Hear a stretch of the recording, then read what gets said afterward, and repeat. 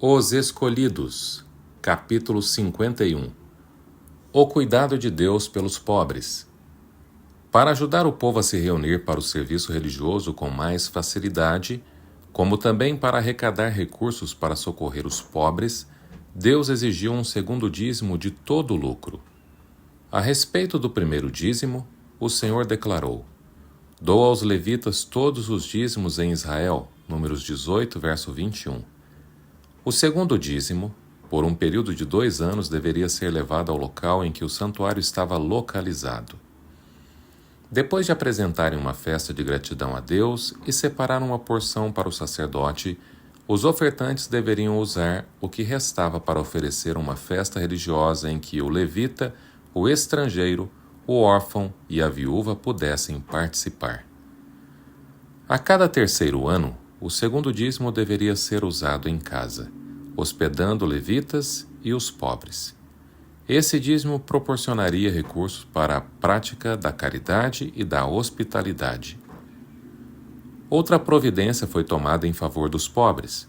Depois do reconhecimento dos direitos de Deus, não existe nada que mais caracterize as leis dadas por Moisés do que um espírito liberal, amoroso e hospitaleiro demonstrado para com o pobre. Embora Deus tenha prometido abençoar o seu povo, ele declarou que sempre haveria pobres na terra.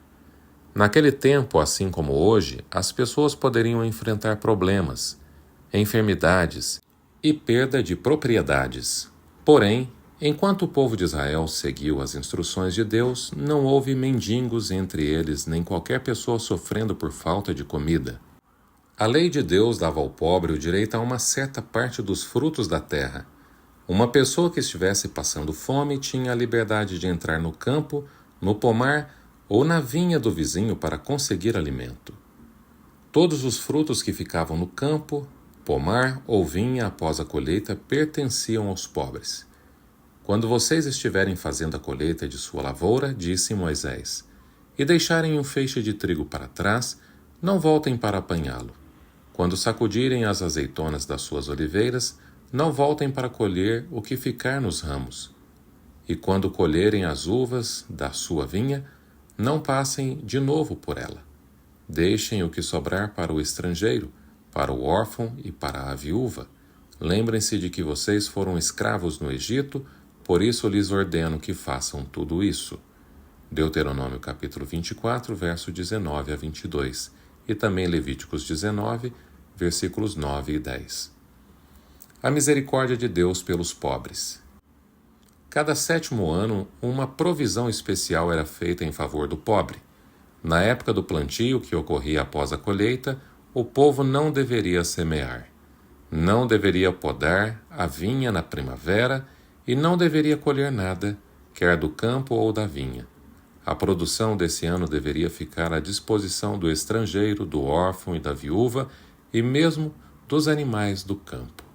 Êxodo 23, versículos 10 e 11, e Levíticos 25, verso 11. Se por acaso no 6º ano a terra produzisse apenas o suficiente para suprir as necessidades do povo, como faria para sobreviver durante o ano em que não fazia colheita? A promessa de Deus oferecia uma grande provisão. Saibam que eu lhes enviarei a minha bênção no 6º ano, disse o Senhor, e a terra produzirá o suficiente para 3 anos. Quando vocês estiverem plantando no 8º ano, comerão ainda da colheita anterior e dela continuarão a comer até a colheita do 9º ano. Levíticos 25, verso 21 e 22. O ano sabático deveria ser uma bênção tanto para a terra quanto para o povo. O solo, ficando em descanso por uma estação, produziria muito mais depois.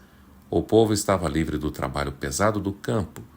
Todos desfrutavam mais lazer, oportunidade de restaurar a condição física, mais tempo para a meditação e o estudo dos ensinos do Senhor e para a instrução de sua família. No ano sabático, os escravos hebreus deveriam ser libertados, e quando o fizer, não o mande embora de mãos vazias. Dê-lhe com generosidade dos animais do seu rebanho e do produto da sua eira e do seu tanque de prensar uvas. Dê-lhe conforme a bênção que o Senhor, o seu Deus, lhe tem dado. Deuteronômio capítulo 15, versos 13 e 14. O salário do trabalhador deveria ser pago prontamente. Paguem-lhe o seu salário diariamente, antes do pôr do sol, pois ele é necessitado e depende disso. Deuteronômio 24, verso 15. Instruções especiais também foram dadas sobre como tratar escravos fugitivos. Se um escravo refugiar-se entre vocês, não o entregue nas mãos do seu senhor. Deixem-no viver no meio de vocês, e em qualquer cidade que ele escolher. Não o oprimam. Deuteronômio 23, verso 15 e 16. Para os pobres, o 7º ano era um ano de cancelamento de dívidas.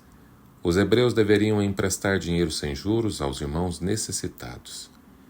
Era proibido tirar proveito dos pobres. Se alguém do seu povo empobrecer e não puder sustentar-se, ajudem-no como se faz ao estrangeiro e ao residente temporário, para que possa continuar a viver entre vocês. Não cobrem dele juro algum, mas temam o Senhor, o seu Deus, para que o seu próximo continue a viver entre vocês. Vocês não poderão exigir dele juros, nem emprestar-lhe mantimento, visando lucro. Levíticos 25, 35 a 37. Se a dívida não fosse quitada até o ano do cancelamento, o dinheiro emprestado não poderia ser mais recuperado. Se houver um israelita pobre, não endureçam o coração, nem fechem a mão para com o seu irmão pobre. Cuidado, que nenhum de vocês alimente este pensamento ímpio. O 7º ano, o ano do cancelamento das dívidas, está se aproximando, e não quero ajudar o meu irmão pobre. Ele poderá apelar para o Senhor contra você, e você será culpado desse pecado. Sempre haverá pobres na terra. Portanto, eu lhe ordeno que abra o coração para o seu irmão israelita, tanto para o pobre como para o necessitado de sua terra, e emprestem-lhe liberalmente o que ele precisar. Deuteronômio capítulo 15, versículos 7, 9, 8 e 11. Ninguém precisa ficar com medo de que sua generosidade o levará à pobreza. Vocês emprestarão a muitas nações, disse Deus, mas de nenhuma tomarão emprestado. Vocês dominarão muitas nações, mas por nenhuma serão dominados.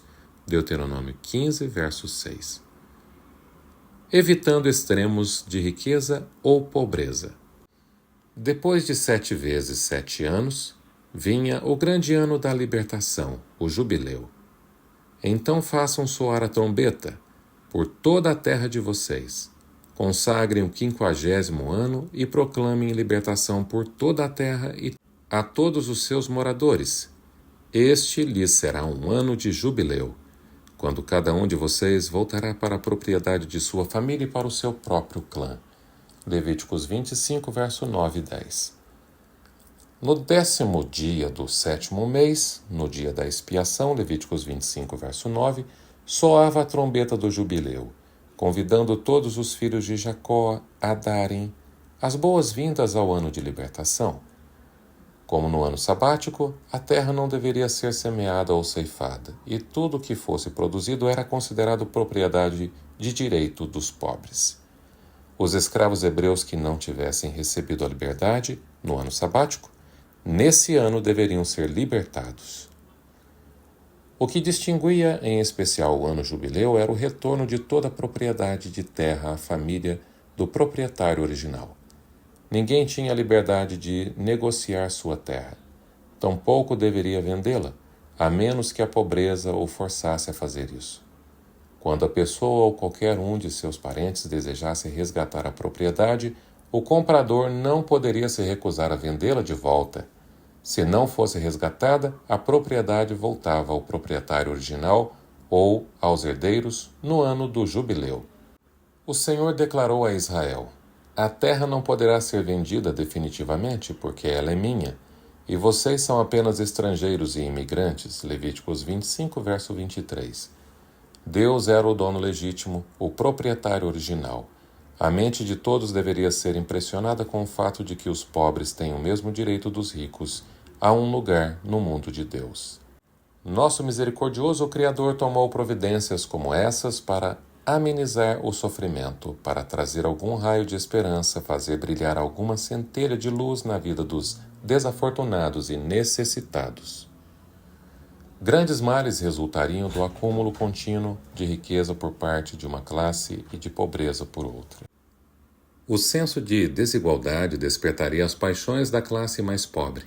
Haveria um sentimento de aflição e desespero que tenderia a desmoralizar a sociedade e abrir a porta aos crimes de toda espécie. As regras que Deus estabeleceu tinham como objetivo promover a igualdade social.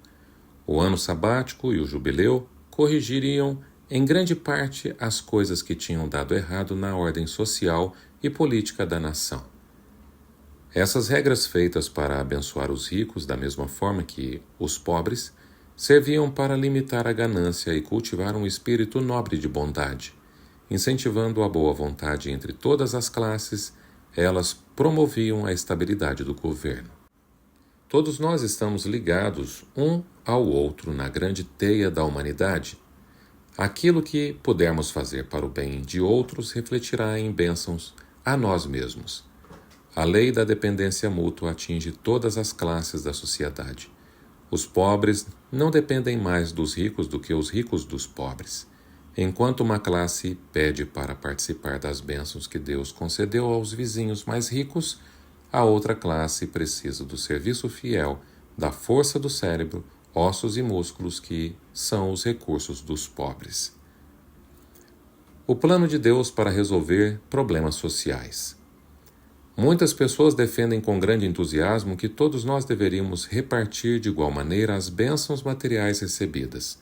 Contudo, essa nunca foi a intenção do Criador. As diferentes condições de vida são um dos meios usados por Deus para desenvolver o caráter. Ele quer que todos os que têm bens materiais se considerem administradores de seus recursos que ele lhes confiou para abençoar os necessitados. Cristo disse que sempre haverá pessoas pobres entre nós. O coração do Redentor se compadece de seus filhos terrestres mais humildes. Ele nos diz que eles são seus representantes na terra, colocados entre nós para despertar em nosso coração o amor que ele sente pelos sofredores e oprimidos. Ele considera todo ato de crueldade ou negligência praticado contra eles como sendo praticado contra ele mesmo. Se a lei que Deus fez para abençoar os pobres tivesse continuado a ser seguida, quão diferente seria a condição moral, espiritual e econômica do mundo hoje. A grande pobreza que agora vemos espalhada por todo lugar não existiria. Os princípios que Deus estabeleceu evitariam os terríveis males que resultam da opressão dos pobres pelos ricos e da suspeita e do ódio dos ricos pelos pobres. Ao mesmo tempo em que esses princípios impediriam que uma pessoa juntasse riquezas, eles também impediriam que a ignorância e a pobreza de milhares de pessoas cujo trabalho mal pago é o meio usado para acumular grandes fortunas. Esses princípios solucionariam de forma pacífica os problemas que hoje ameaçam o mundo com atitudes ilegais e com o derramamento de sangue. O fim do capítulo 51.